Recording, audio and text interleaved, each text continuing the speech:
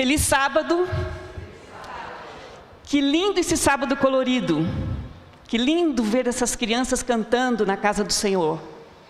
É um sábado realmente abençoado, um sábado colorido, um sábado alegre, um sábado infantil. E eu estou muito, mas muito feliz de estar aqui com vocês. A minha igreja mãe foi aqui em Americana, eu já falei isso uma outra vez que eu estive aqui. E foi aqui que eu aprendi a caminhar ao lado do Senhor, além da educação que meus pais me deram. E eu me sinto emocionada em estar aqui com vocês hoje, compartilhando de um assunto que eu vivo há mais de 40 anos, que é a educação adventista. Fui professora nos UNASPs e Escola Adventista por 20 anos. Atualmente eu me dedico a escrever para evangelismo infantil, metodologia do ensino para os professores, escola que estão de férias. Enfim, a minha vida foi dedicada ao Senhor, principalmente nessa área do evangelismo que tanto necessitamos. Iniciando hoje a nossa fala, eu gostaria de mencionar duas passagens bíblicas. Eu gostaria que vocês acompanhassem. 1 Coríntios 3, do verso 6 ao 9.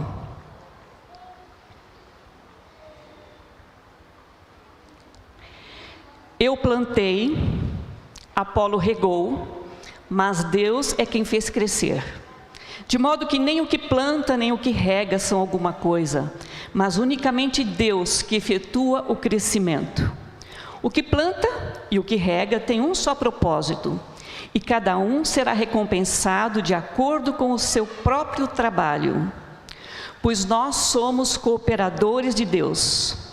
Vocês são a lavoura de Deus e edifício de Deus. Complementando essa ideia, daqui a pouco eu vou falar sobre cada uma. Eu tenho uma segunda mensagem que está em Provérbios 22, versículo 6. Ensina a criança no caminho que deve andar, e ainda quando for velho, não se desviará dele. Todos conhecem muito bem essa passagem bíblica. Vamos analisar um pouquinho agora a primeira passagem bíblica juntamente com a segunda.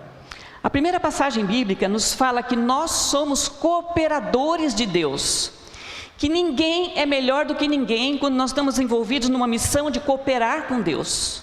Não existe hierarquia no nosso trabalho, na nossa missão. Cada um age conforme os dons que Deus lhes deu. Cooperadores de Deus, nós temos que nos unir em função do ministério, nos unir em função do evangelismo. E como hoje o nosso tema aqui é evangelismo infantil, vamos pensar um pouco mais nessas crianças no dia de hoje e tentar ver onde é que nós podemos colocar o nosso dom em função dos menores. E a segunda mensagem, que fala assim: ensina a criança no caminho que deve andar, e ainda quando for velho, não se desviará dele. Ensinar quer dizer uma ordem. Ensina é um mandamento.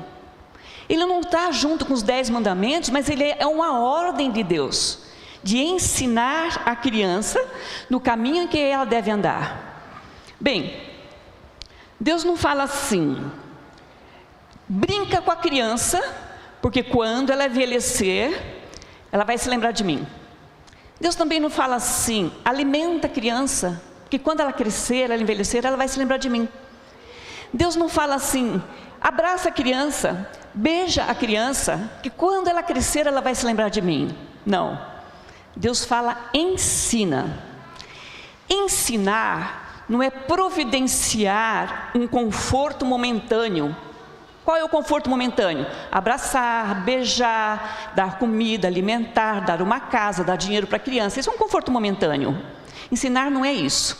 Esse ensina que Deus fala na Bíblia é nós usarmos o conforto momentâneo em função da educação das crianças. Ah, agora a coisa mudou, olha o segredo. Então, todas as vezes que eu for brincar com uma criança, eu vou demonstrar felicidade, alegria, paz, tranquilidade, e através da brincadeira eu estou mostrando Deus à criança, eu estou ensinando a criança. Quando eu for alimentar uma criança, eu vou agradecer a Deus pelo alimento, e eu vou poder mostrar para a criança que foi Deus que proveu esse alimento. Quando eu vestir uma criança, eu dou graças a Deus, e a criança vai entender que nós tivemos recursos para comprar aquela roupa para a criança. Vocês percebem a diferença? Usar todos os meios do nosso cotidiano em função do ensino, e não fazer o mecanismo contrário. O processo de evangelismo das crianças é um pouco diferente do processo de evangelismo dos adultos. Por quê?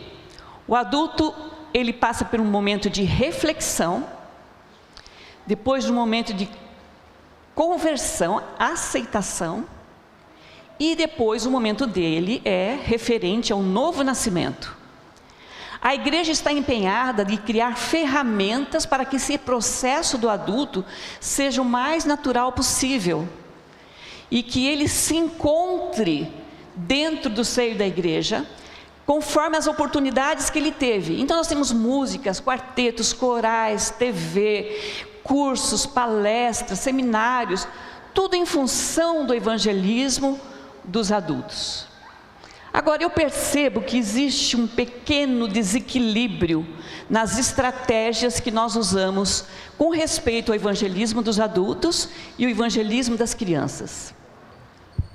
O processo da evangelização de uma criança é focada na busca, na inclusão e na manutenção.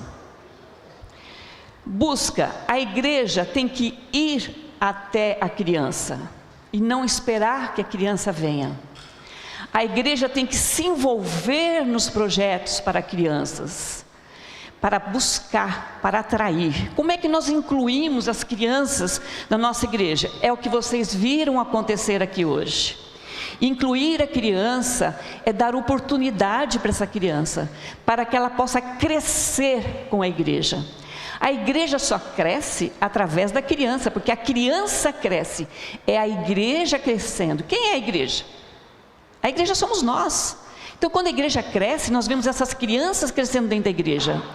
E a criança, quando ela cresce, aí ela vai contribuir para que a igreja aumente de tamanho. Todas as visitas, todas as pessoas que vêm para a nossa igreja, é uma forma de aumentar a nossa igreja. Mas é importante que as crianças cresçam na igreja, que se formem líderes dentro dessa igreja, para que elas possam trabalhar no evangelismo futuro e que elas possam fazer com que a igreja aumente também.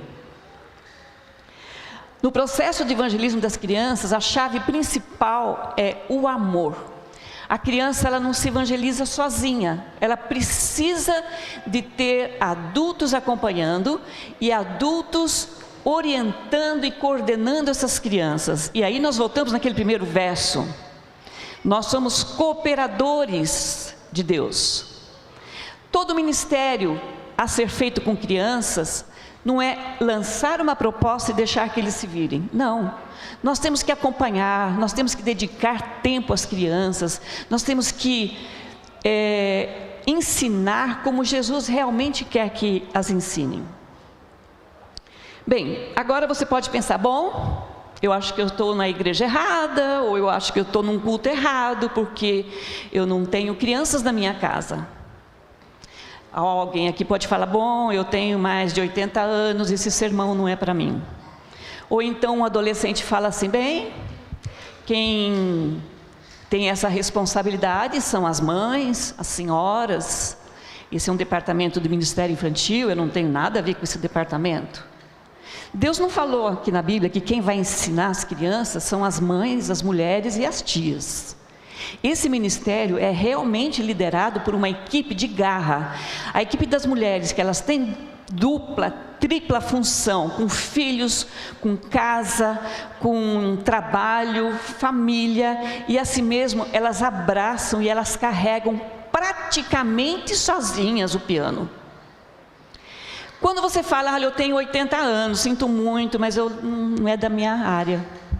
Nada melhor do que a igreja explorar a experiência dos idosos. Pensa num programa infantil aqui, traz um idoso de 90 anos que vai contar histórias da sua vida, como Jesus cuidou dele, quais são os milagres que ele recebeu na vida, como que foi a sua conversão. Então uma pessoa de idade, ela tem muita história para fortalecer a fé dos menores, e isso é importante que aconteça. Os homens que falam assim, não, mas eu sou homem, eu não tenho jeito de contar história. Evangelismo infantil não é contar história. Se você é homem, você tem um carro, você pode colocar esse carro a favor, a serviço dos seus vizinhos, que estarão vindo para um programa infantil aqui na igreja. Você poderá ajudar a trocar uma lâmpada quando precisa naquele programa infantil. A igreja tem que se mobilizar e criar situações para que todos se vejam dentro do ministério, porque somente assim as crianças de Americana irão conhecer os programas missionários da nossa igreja.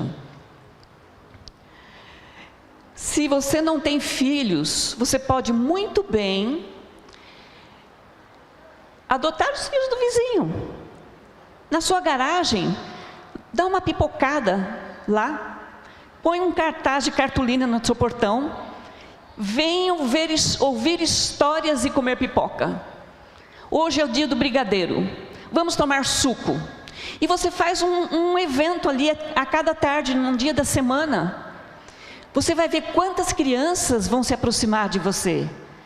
E você vai ver as bênçãos de Deus sobre o seu ministério, o ministério que Deus chamou você. E quando Deus chama, Deus capacita plenamente, independente de nós querermos ou não, estarmos envolvidos ou não. Quando Deus chama, Ele capacita os que Ele chama, Ele capacita os seus escolhidos. A igreja tem que atuar dentro do território e fora do território da igreja.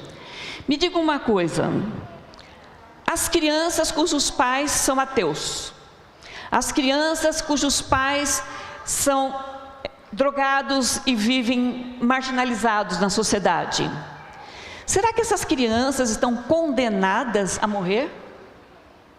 Será que essas crianças, porque elas não tiveram oportunidade com o pai e a mãe dela, elas estão condenadas a não irem para o céu? Sob hipótese alguma. Sob hipótese alguma.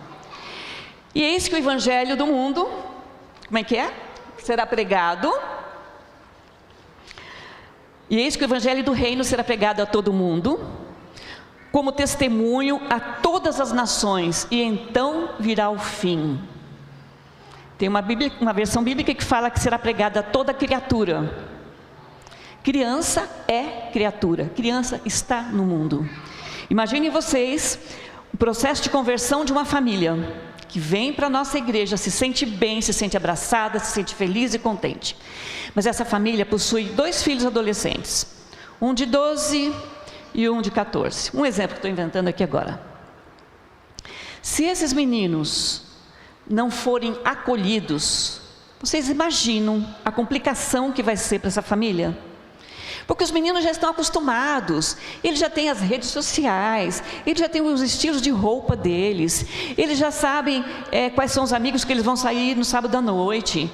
E se eles não tiverem um acolhimento pela igreja, quando os pais decidirem a frequentar a nossa igreja, esses meninos serão usados contra o propósito dos pais. Como é que a nossa igreja pode se envolver num processo desse? Vamos abrir situações e criar oportunidades para essas crianças. Se você tem um menino adolescente que não é cristão, que está vindo pela primeira vez na igreja, pede para ele enrolar ou desenrolar os fios do microfone, pede para ele ligar o ventilador, abrir janela, colocar o quadro, dê atividade para esses meninos. Cada departamento tem que abrir uma brecha para colocar os meninos. Departamento de recepção, Esses meninos, olha, chega aqui 15 minutos antes, porque você vai ficar na recepção hoje, você vai entregar todos os folhetos para as pessoas, você vai fazer e cria cargos, né? Você vai fazer uma lista de quem está visitando a nossa igreja pela primeira vez, você vai fazer uma lista de quantas crianças vieram pela primeira vez, e você cria situações para que essas crianças se sintam bem no nosso meio, e se sintam também acolhidas. Há algum tempo atrás, eu fui na minha terceira missão em Angola. Foi no ano de 2015. Eu fui para a África 3 vezes, em 2010, em 2011 e 2015. Cada vez que você vai para um país que você desconhece, é uma aventura muito grande, você não sabe o que te espera. Mas Deus capacita os seus escolhidos. E quando a gente se dispõe a fazer a vontade de Deus, tudo vai dando certo, tudo vai sendo encaixado. E em 2015 eu passava num processo muito difícil e o meu visto para Angola. A documentação veio errada, me colocaram como paraguaia.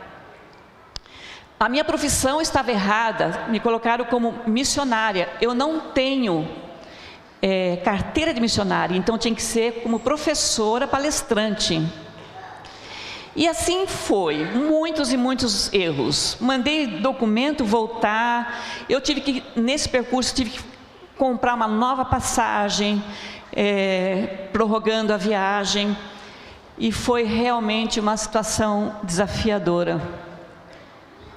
Até que um dia eu falei, eu vou até o consulado, ver se está tudo certo a minha documentação, para depois eu ir definitivamente e pegar o visto.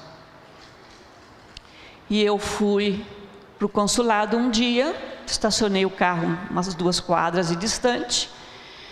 Quando eu cheguei em frente ao consulado de Angola, os portões estavam fechados, eu dei um sinal, veio um segurança e falou comigo, falou o seguinte: o consulado hoje é fechado. Eu falei, moço, eu vim de Hortolândia aqui, eu precisava verificar os meus documentos, porque eu não posso deixar para a última hora, eu tenho uma missão, eu tenho um trabalho a ser feito, por favor, moço, faz alguma coisa.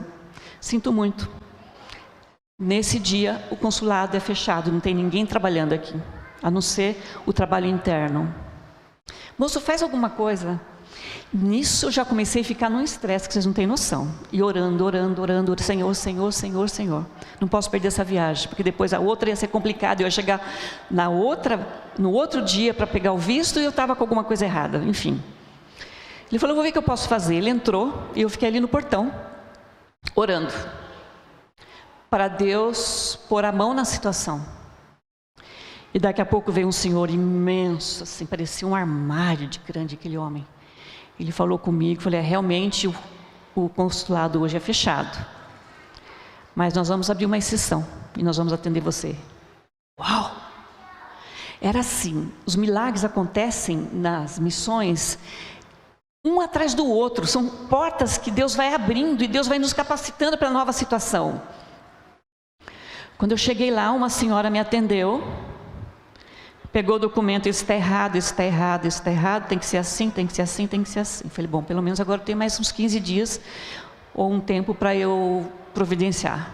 Fui embora, feliz da vida, porque eu já estava com um rumo do que eu precisava acertar ali. E depois eu voltei, depois de uns dias, faltava mais ou menos uns 15 dias para a minha viagem, e os documentos não chegavam, porque o correio estava em greve. E não chegava, eu falei, eu vou lá de novo, vou levar tudo do jeito que está. E eu cheguei de novo lá no consulado, eu falei, olha, eu fiz toda a solicitação de mudança dos documentos, mas os documentos não vieram por causa da greve. O que eu tenho é isso daqui, chamado, tal. Aí a pessoa falou para mim assim, você tem algum e-mail? Eu falei, tenho. Está aqui? Eu falei, não. Quando que eu ia imaginar que eu ia precisar dos meus e-mails? Mas quando eu fui, eu peguei a pasta inteira, completa. E e-mail de conversas entre a gente, eu deixei tudo no carro, eu peguei só o que era documento. Voltei voando lá no carro e peguei os e-mails, entreguei das nossas conversas internas, entreguei os e-mails que eu tinha. Ela deu visto. Falei, uau, graças a Deus, eu nunca vi na minha vida um visto ser emitido para um país tão complicado de entrar, através de um e-mail, de conversa de amigos. Mas ela deu visto, eu saí numa empolgação tão grande, tão grande. Quando eu estava na calçada, fechou o portão, eu estava aqui na calçada, eu recebo no meu celular uma mensagem de uma amiga minha. Nidelce, você sabe o que está acontecendo lá em Ruambo, onde você está indo? Eu falei, não. Pois bem, vou mandar uma reportagem de um jornal para você ler, para você acompanhar, e você vai ver o que está acontecendo. Aconteceu uma chacina lá, estão sendo perseguidos todas as pessoas que se dizem adventistas, desde o aeroporto aonde você estiver. Eu aconselho a você não fazer essa missão. E eu pude ler no documento, num jornal virtual, o que estava acontecendo lá. Aí eu falei para ela o seguinte, falei, olha, Deus me protegeu até aqui, eu consegui o meu visto agora, e não vai ser agora que eu vou desanimar por causa de uma chacina, por causa de uma perseguição, por causa de um medo. Se Deus me protegeu, eu estou indo. Ela não gostou muito, porque ela queria me convencer que a situação era perigosa. Aí eu me informei que na igreja local, numa das igrejas locais próximos de Ruambo, um membro da igreja se revoltou contra a igreja e resolveu ir para as montanhas. E ele levou praticamente dezenas e centenas de pessoas para as montanhas, alegando que Jesus ia voltar, então que as pessoas vendessem suas casas, vendessem seus bens, pegassem suas barracas e vamos todo mundo para a montanha. E foram. Só que o que aconteceu? Jesus não voltou. Os idosos começaram a morrer, começaram a ficar com fome, com doenças, um estado de calamidade pública naquela montanha, muito intenso. E a igreja teve a ajuda do exército para intervir. O exército em comunhão com a igreja local, porque aquela pessoa que estava lá era um fanático, desses que inventam certas situações que nós às vezes encontramos por aí. E aí, o exército foi lá em missão de paz, para convencer as famílias que deveriam voltar para suas casas, para suas residências, estavam morrendo, eles estavam passando fome. E quando o exército chegou lá, aqueles membros que se diziam cristãos, abriram fogo e mataram o coronel do exército, o coronel da missão. E mataram muitos policiais. E aí ficou uma guerra instalada, de tiros mesmo, e mortes, e mortes, e mortes mesmo. E as famílias daqueles policiais que estavam em missão se revoltaram contra a nossa igreja. E ficou uma situação muito difícil. Quando eu cheguei em Ruambo, eu não fiquei sabendo de detalhes dessa história até o horário do nosso almoço. E no horário do nosso almoço, o presidente da União, alguns pastores, assim, estavam conversando a respeito do assunto, e o assunto tinha sido ali, naquela semana.